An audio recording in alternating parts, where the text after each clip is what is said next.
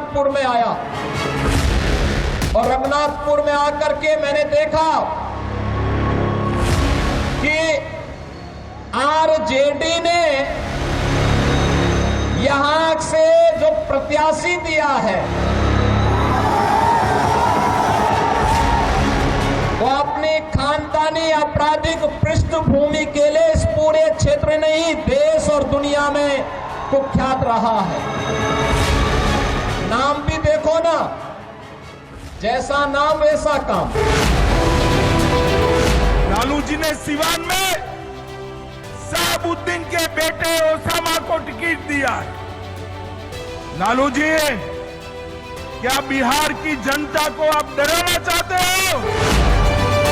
क्या मतलब है शहाबुद्दीन के बेटे को टिकट देने का?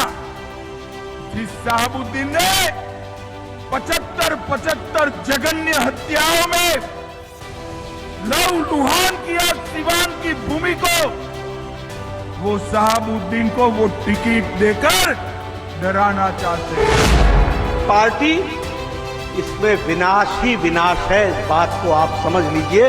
बिहार का विनाश होता है, इसको समझ लीजिए।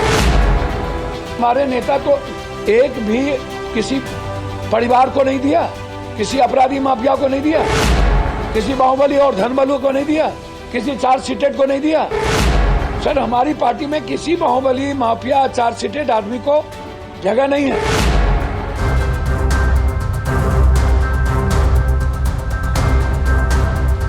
बिहार में चर्चा हो रही है अपराधियों के राजनीतिकरण की या राजनीति में अपराधियों के बोलबाले की, लेकिन सवाल उठता है यह केवल एक राजनीतिक दल तक सीमित है क्या? सभी राजनीतिक दल अपराधी प्रवृत्ति के लोगों को जिताऊ प्रत्याशी आखिर क्यों मानते हैं? क्या ये जीत की गारंटी देते हैं? एक दूसरे पे आरोप लगाते हैं अपराधी प्रवृत्ति के उम्मीदवारों को टिकट देने को लेकर, लेकिन देश दुनिया के सबसे बड़े लोकतंत्र में क्या यह सबसे बड़ा सवाल नहीं है कि जो लोग कानून तोड़ते हैं वो कानून बनाने वाली विधानसभा में पहुंच जाते हैं, जिनके ऊपर दर्जनों अपराध के मामले हैं, जिसमें महिलाओं के खिलाफ गंभीर अपराध भी शामिल हैं, वो चुनकर हमारी विधानसभा में पहुंच जाते हैं। कौन है इसके लिए जिम्मेदार? चुनाव आयोग एक तरफ वोटर शुद्धिकरण की बात कर रहा है, उम्मीदवारों के शुद्धिकरण की चर्चा इस देश में कब होगी? कब राजनीतिक दल चेतेंगे? यह सबसे अहम सवाल आज हम उठा रहे हैं और हमारा पहला सवाल है, बिहार चुनाव में योगी का ओसामा फैक्टर कितना कारगर होगा? चुनाव में बाहुबलियों के वोट बैंक पे पार्टियां क्यों निर्भर रहती हैं? क्या राजनीति में बाहुबलियों की भागीदारी आज का न्यू नॉर्मल है? और चौथा, क्या राजनीति में बाहुबली सीट जिताने की गारंटी होते हैं? ये चार ऐसे सवाल हैं जिस पे चर्चा करेंगे हम, और हमारे साथ बहुत ही खास मेहमान जुड़ रहे हैं। कुंतल कृष्णा साहब भारतीय जनता पार्टी से, डॉक्टर विवेक कोरडे कांग्रेस पार्टी से, उत्पल वल्लभ आरजेडी से और श्वेता प्रिया जेडीयू से। आप सबका बहुत बहुत स्वागत है। और शुरुआत में कुंतल कृष्णा साहब आपसे करना चाहूंगा, और उसमें भी मैं आपको एक बात जरूर कहना चाहूंगा कि 27 अक्टूबर 2006 को देश के मुख्य चुनाव आयुक्त ने भारत के प्रधानमंत्री को एक खत लिखा। उस खत में लिखा कि अगर आपने जनप्रतिनिधित्व कानून 1951 में संशोधन नहीं किया तो अबू सलेम और दाऊद इब्राहिम जैसे लोग आपकी संसद और विधानसभा में दिखेंगे, और यह मुमकिन है मौजूदा कानून के दृष्टिकोण से। तो सवाल यह है कि हम सेलेक्टिव क्यों हो जाते हैं अपराधियों को लेकर? कुंतल कृष्णा साहब, क्या इस देश में चर्चा नहीं होनी चाहिए? कोई भी राजनीतिक दल अपराधियों को टिकट नहीं देगा। देखिए, चर्चा भी होनी चाहिए और हम तो काफी हद तक इस बात को चरितार्थ भी करते हैं, पर बहुत सारे राजनीतिक दल ऐसे हैं जहां अपराधी ही उनका कार्य करता है। मसलन राष्ट्रीय जनता दल, यहां तो अपराधी ही उनका कार्य करता है। बिहार में जिस गाड़ी पे देखो राजद का झंडा, उसी में बैठा मिलेगा तुम्हें कोई गुंडा। जब स्थिति ऐसी हो तब फिर आप क्या करेंगे? तब तो राजनीतिक रूप से उनसे लड़ाई ही लड़नी पड़ेगी ना। वही हम कर रहे हैं। हमने बिहार की जनता से सीधे यही तो कहा है कि आपके पास दो विकल्प हैं।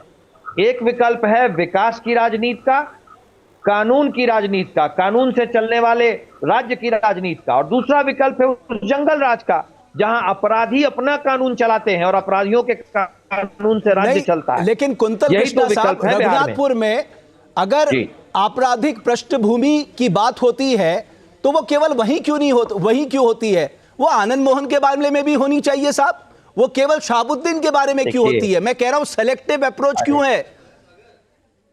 कोई सेलेक्टिव अप्रोच नहीं है साहब, कोई सेलेक्टिव अप्रोच नहीं है। राजद पॉलिटिकल टोकनिज्म की बात करता है और पहली टिकट मुसलमान के नाम पे देता है ओसामा साहब को। ओसामा साहब कौन है? ओसामा साहब है शहाबुद्दीन का बेटा। और शहाबुद्दीन का मतलब आप जानते हैं? शहाबुद्दीन का मतलब है खड़े खड़े दो भाइयों को एसिड से नहला के मार देने वाला इंसान। शहाबुद्दीन का मतलब है सिवान का आतंक। शहाबुद्दीन का मतलब है लालू के जंगल राज का जीता जागता उदाहरण। आरजेडी ऐसे लोगों को पहला टिकट पॉलिटिकल टोकनिज्म के नाम पे देती है। ठीक है कुंदल कृष्णा क्योंकि साहब, उनकी सोच में यही अगर है। आपने शहाबुद्दीन के बारे में बताया तो आनंद मोहन और अनंत सिंह कौन है? आप देखिए, राजनीति में दबंग और पेशेवर अपराधी अलग अलग होते हैं। मैं आपको एक बात बता देता हूं।